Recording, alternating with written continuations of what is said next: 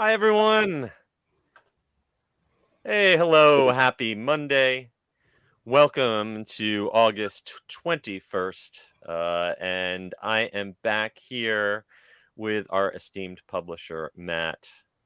Carly, of course, is off on an amazing adventure that she will probably tell us all about in a couple weeks. Don't want to spoil the surprise. But she's on a really special trip right now, and we are all very jelly. She's posting a few things on her socials Is if she? you Yeah. want to follow her. Okay. Yeah. If you want to check it out, and I'm sure we'll spend half an episode talking about it when she returns. But until then, just checking in with seeing who is in the chat before we start this episode's recording. Tolga checked in way early at 1:14 a.m. I hope you're still awake. And in Derico's corner, Blossom and Michelangelo are back. Hello again. Rob Fuzz is here. Hi, Rob. And Brian Sager, as always. And yes, we are going to have to talk a little about Callie's very bad, not good, really horrible weekend. Oh, poor Callie. Yeah, rough time. The locusts are on their way. Yeah. I was looking for frogs, blood. It's Passover time, folks. Michael Bingham. Hi, Michael. Of course, we could not start without him. And so we've got a little over a dozen people in the chat, and we got some stuff to talk about. So why don't we kick off this recording in 3, 2. Please lower your head and watch your step while boarding. Welcome to the Attractions Podcast. You are all clear for dispatch. Have fun. Hello, everyone, and welcome to episode 205 of the Attractions Podcast, sponsored by MEI and Mouse Fan Travel. I'm Seth. And I'm Matt. And we are here to talk to you about the latest and greatest in theme park news and more, as well as what is going on in our own lives. And if I can't have my co-host Carly with me, the very next best thing is our publisher, Matt. Thank you for stepping in, filling in this week. It is great to see you. What have you been up to? Good to see you as well. I've been doing household things for the past week, so I haven't gotten to the parks. I think the last park thing I did was the very first Not So Scary event, which I'm not in the Halloween mood yet. I'm starting to get there, but I'm like... It's a little too warm out for Halloween. Did you dress up? No. It's we're like, it's too hot. I'll wear a themed shirt or something, and I hear you. be happy. So... but it was fun. We got a ton of candy this year. They're using these huge scoops to scoop out the candy. Oh, all right. So you're not having to deal with small hands or big hands. Everybody gets a big scoop at every stop. We stopped at, I think I counted on the map afterwards, and we missed 8 different stops, candy stops. Oh, wow. And we still got a ton of candy. And so one tip, there's a secret candy trail back in Storybook Circus, back behind the train station. So make sure you make your way back there. There's no signs or anything. And the treat trail is back open from Tron to Storybook Circus. Okay. That's nice too. So you can just snack your way right around the park. I remember the last time I did one of those, we came back with so much candy that we then just gave that away from our house and didn't have to go out and buy candy. So it actually almost worked out, you know. Candy's expensive in the stores now. Oh yeah, I haven't checked. I don't need to. I got candy from exactly. But if you don't absolutely need to see Jack and Sally, don't get in line for them. My friend Jeff and Denise from Mouse Steps waited 4 hours, starting at 4 o'clock. He starts early when you're allowed into the park, and they didn't realize when they started. They're like an hour or two in. They're like, well, we got to see it through now, and it was like they waited 4 hours. So the party had started by the time they got up to Jack. We need a cloning experiment, so we have multiple Jacks and Sallys to spread this out. Oh boy, that's a lot of time to invest. Yeah. Well, I did not do anything quite that exciting, but I did celebrate my birthday with a little one-night working staycation at Sapphire Falls at Happy Universal. belated. Thank you, thank you. Sapphire Falls, if you're not planning on going into the theme parks, you don't care about that express pass, Sapphire Falls is a great deal. I got a night for well under $200 a night. Great view of the pool. That's a really great pool. Had a really nice day, and also spent an early morning at Volcano Bay. And it's been a while since I'd done the water slides there, and it is definitely refreshing at 8 a.m. to be going on the water coaster. So With the weather the way it's been, you Yeah. got to be in the water park. Well, yeah, if you want to do a water park, honestly, you've got to do it at rope drop, because by early mid-afternoon, those thunderstorms are rolling in, and especially if they were charging, I think $850 was the starting price for a cabana that day, Oh wow! and That's crazy. it started pouring torrentially at noon.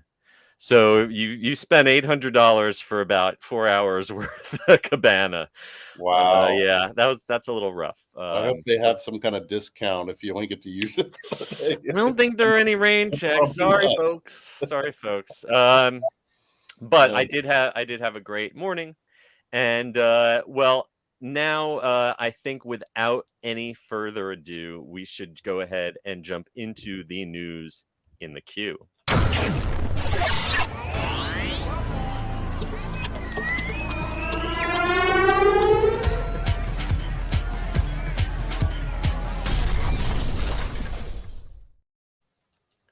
All right, to start us out this week, Tiana's Palace restaurant, the highly anticipated new Princess and the Frog themed restaurant coming right next door to the former Splash Mountain, is going to open at Disneyland on September 7th.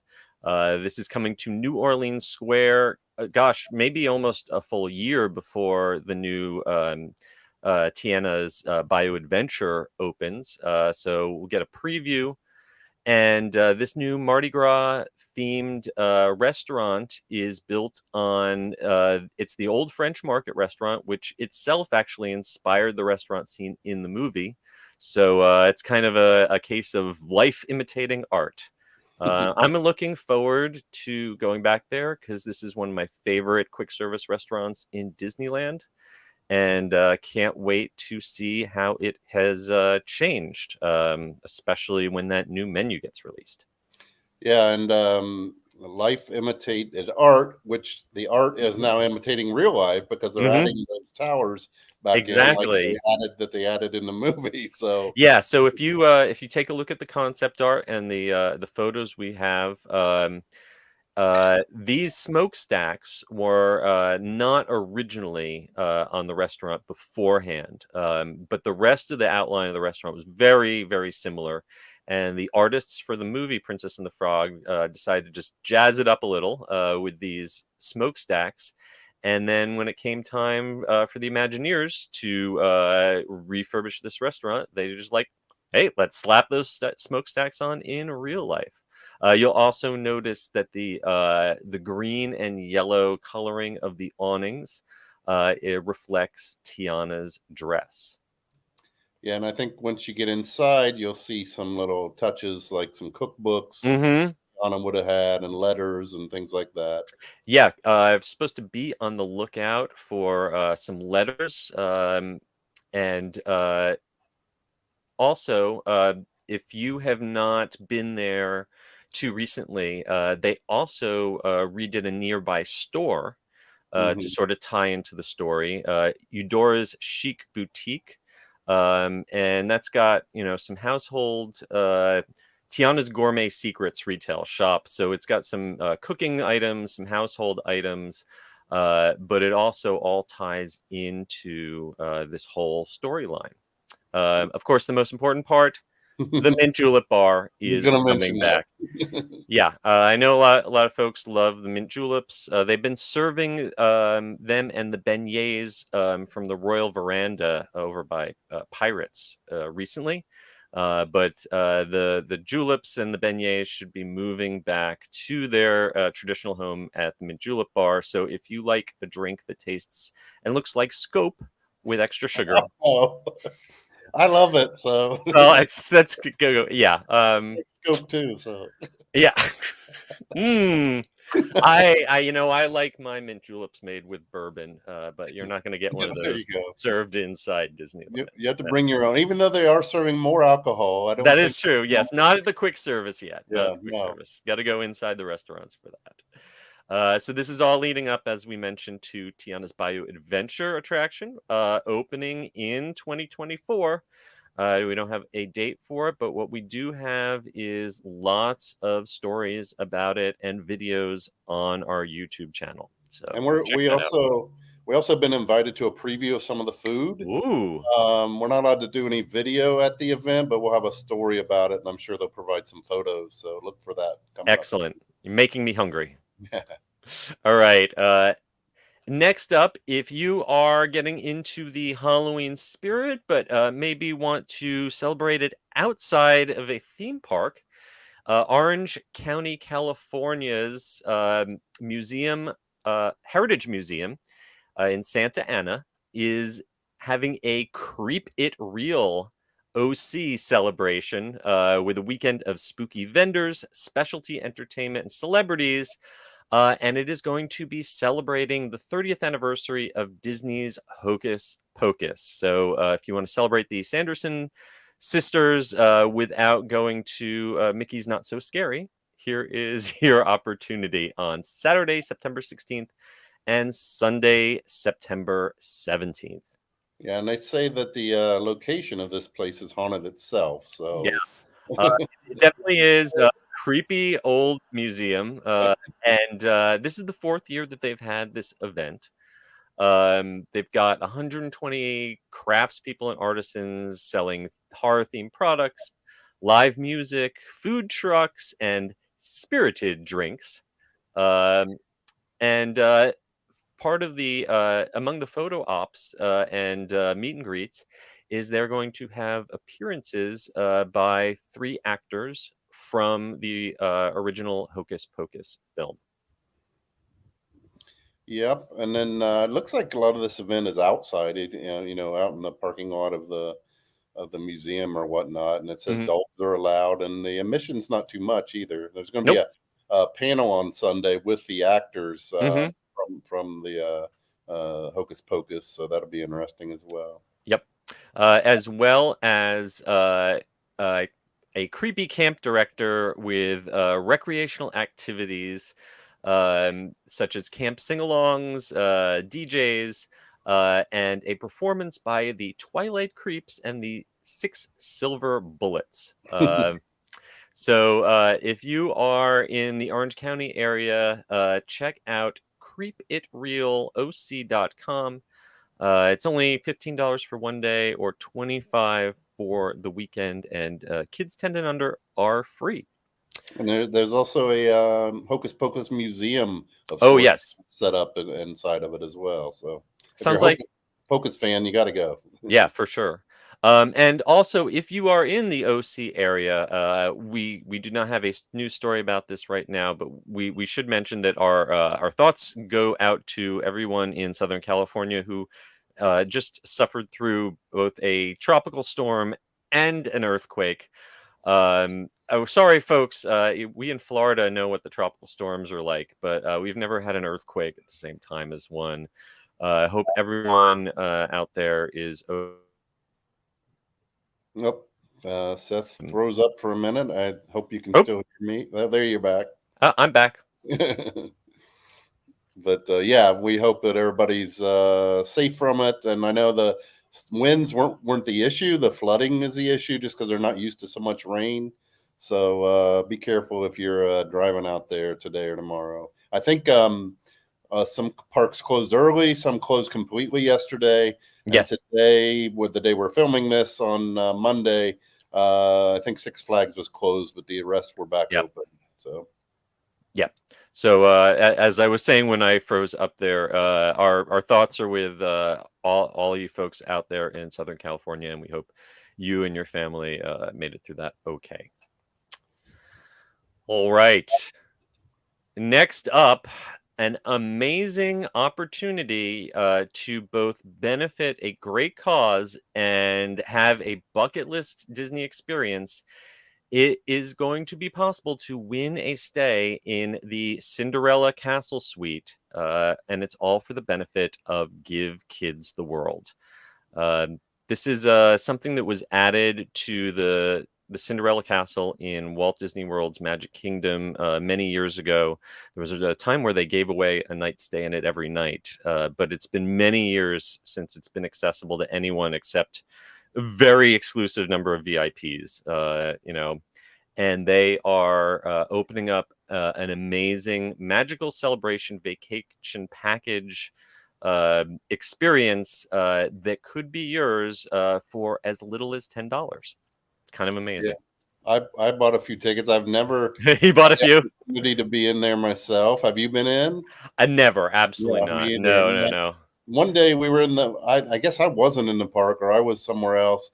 Jackie was in the park, and I forget what it was, but she didn't get to stay there. But she got an opportunity for a tour. I don't know if it was a B23 thing or what it was, but she got to tour it, which I'm still jealous of. But this contest is awesome because you 4 people, you get flown in from wherever you live. Yep.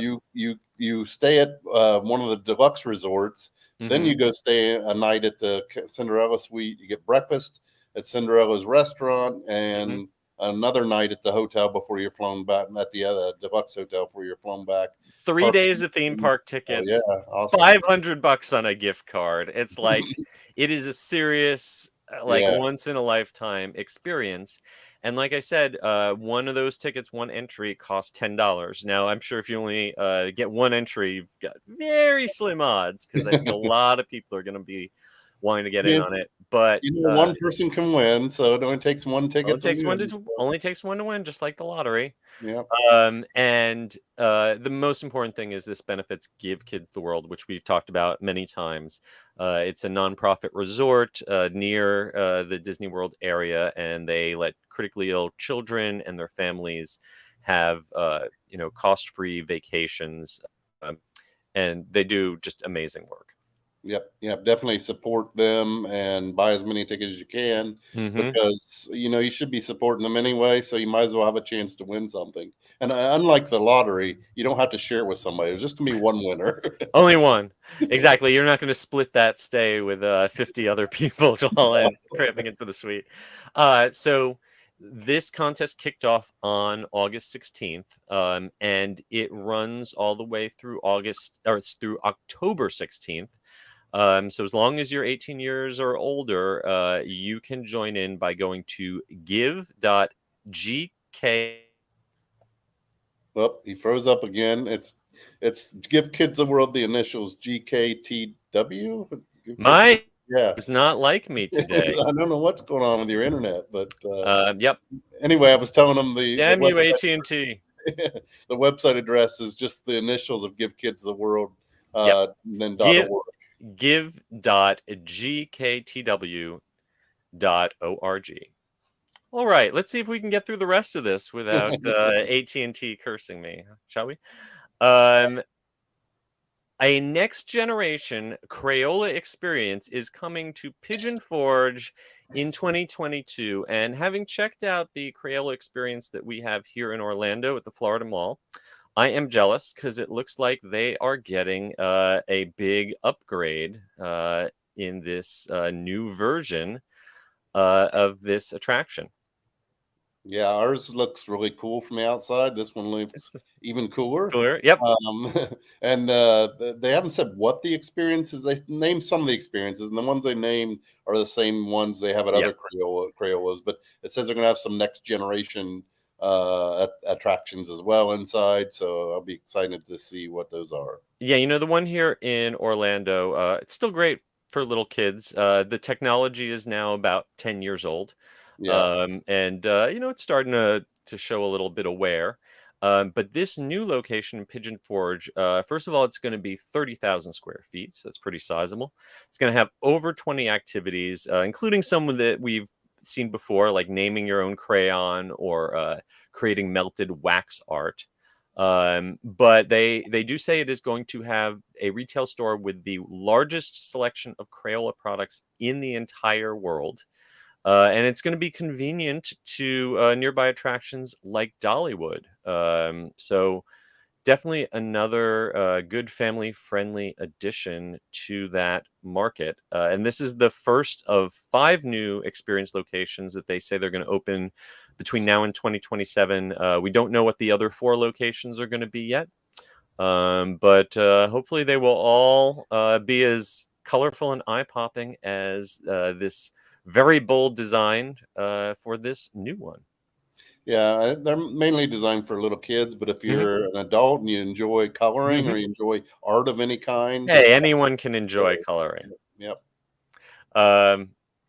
So, like I mentioned, we've got some video on our website and our YouTube channel of the current one in Orlando. Give you an idea of what might be coming. And if you're in the Pigeon Forge area, this is coming in fall of 2024. So keep an eye out. All right.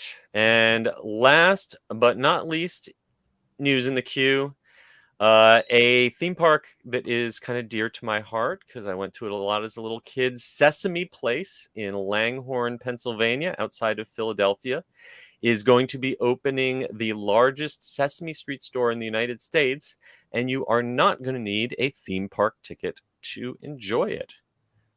Yeah, that's the key is you don't even have to go in the theme park. So if you like Sesame Street and you want to buy a Cookie Monster T-shirt or whatever, you're going to find it there for sure. I'm not familiar. I haven't been, so I don't know how accessible it is. Is the park located in a shopping center or near one? Or? No, it's been years since I've been there, so I'm sure a lot of stuff has grown up around it. But it used to be, a little bit in a semi-rural, side of town. It's definitely not, in an urban center.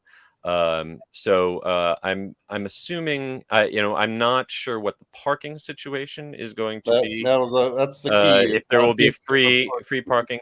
It sounds to me like this is going to be very similar to at Hershey Park, which is also in Pennsylvania.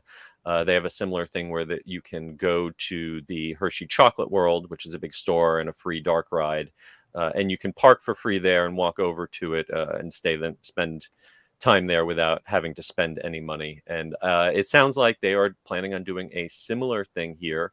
The facade's real cute because it's got a little model of the famous Philadelphia Art Museum and other streetscape kind of referencing nearby Philly. And they're calling this guests' go-to spot for any and all items featuring Sesame Street friends. They're also going to be remodeling the park entry plaza surrounding this store. If you are interested in checking out not only the store, but also the theme park, they've got some deals right now on season passes good through 2024. Nice. Yep. This was I'm sure I wouldn't recognize this place. There's it was definitely a staple of my childhood, and it has grown hugely over the years. So I got to plan a trip to check it out again. Of course, there's another Sesame Place in San Diego, California, and we've got a video recent of that on our YouTube channel. Okay, well, that is just about going to wrap up the news in the queue. Before we jump into this week's lead story, it is time to hear a quick word from our sponsors. The Attractions Podcast is brought to you by MEI and MouseFan Travel. Whether your next vacation is a magical trip to the theme parks, an exciting adventure to the pyramids of Egypt, or just a relaxing cruise on the turquoise waters of the Bahamas, MEI Travel provides premium service and expert advice to help you get the most of your vacation. They are always free of any hidden fees or costs to you. Visit them at mei-travel.com. It's time for the main attraction! And for this week's main attraction, we've got a new roller coaster coming to Silver Dollar City that's also an old roller coaster.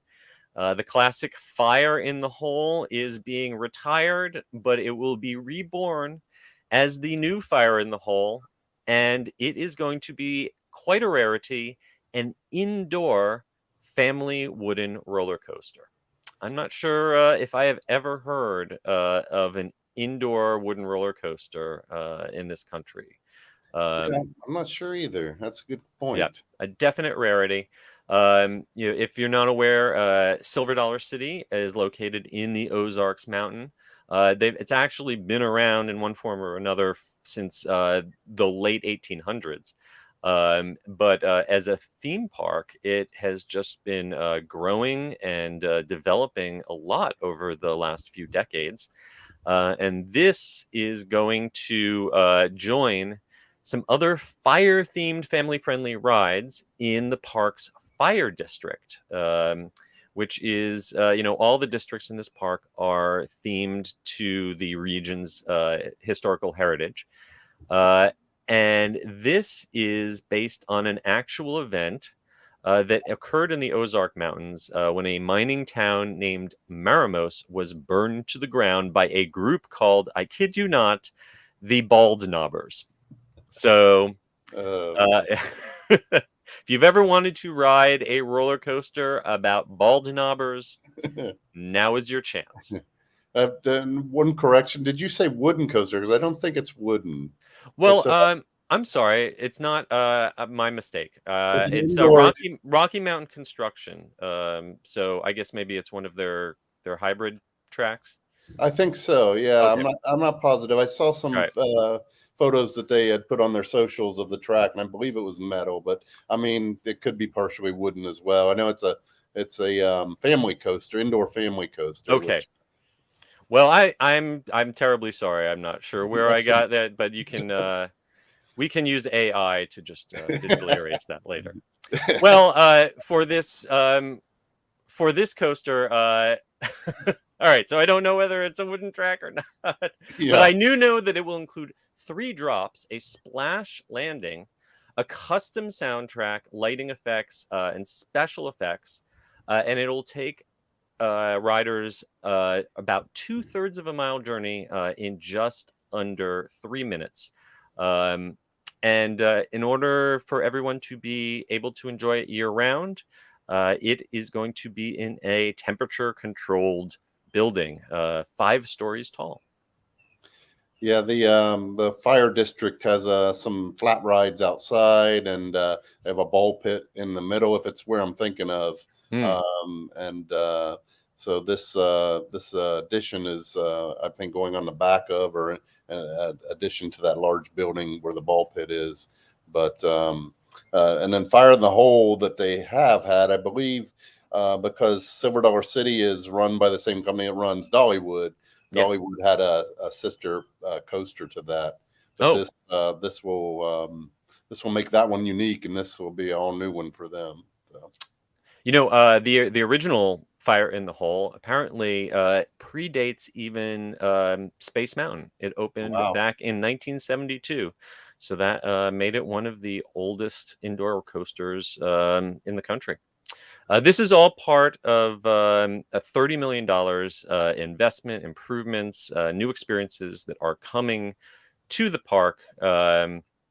So if you are excited about the changes coming to Silver Dollar City, you can invest in a season pass. They are starting a pre-sale for 2024 on October 9th. From October 9th through the end of that month, you can buy a pass for 2024 at the lowest price of the season. And it will get you early access to Fire in the Hole when it is open this coming spring. And Uh, I have a trip planned to Branson, Missouri Excellent. next month. And of course, one of the days or two, I'll be at Silver Dollar City. So I'm hoping we can get some sneak peeks and show you some of the construction going on. Excellent. I can't wait to hear about it. If you want more information, silverdollarcity.com. All right. Well, that just about brings us to the end of another episode. Before we go, let's take a look back at some of the comments that you left. Um, I see Rob says San Francisco had an earthquake as well. I'm not up to date on wait, that there one. was a San Francisco. Did that happen while we were on? I cannot keep up. I cannot keep up anymore. Rob also loves Sapphire Falls, and yeah, I really enjoyed my little one night stay. I had not stayed there in several years, and my first impression of when that hotel first opened was that the lobby was great, but a lot of it was kind of bland and just sort of white and stark and not super well themed. They actually have gone at some of the places that I thought looked like a hospital. They added some new paint, they added some new pictures over the years. It was a little warmer, and I really enjoyed my stay there. Did you go visit the park while you were there, and how did you get to the park? I walked to Volcano Bay from there, which Sapphire Falls is great because you can walk straight to Aventura, and Aventura has a little walking path that goes right underneath, takes you right to Volcano Bay. Very convenient for that. And they've also got the water taxi, which is great if you like taking that. Nice. And thank you very much, Vince Lamb, for yes, I am a Leo. Thanks for wishing me a happy birthday, and happy birthday to your kids. And happy Monday to everyone. Thank you for joining us. Before we go, one last thank you, as always, to our sponsor, MEI and Mouse Fan Travel. A reminder, please give us a rating on Apple Podcasts or Spotify or wherever you happen to listen to us. And please give us a follow or a like on whatever social media you happen to be using these days. Look for Attractions Magazine. Head on over to attractionsmagazine.com. And most importantly, until next week, stay safe, try something new, and have fun. We will see you again next time. Bye. Bye.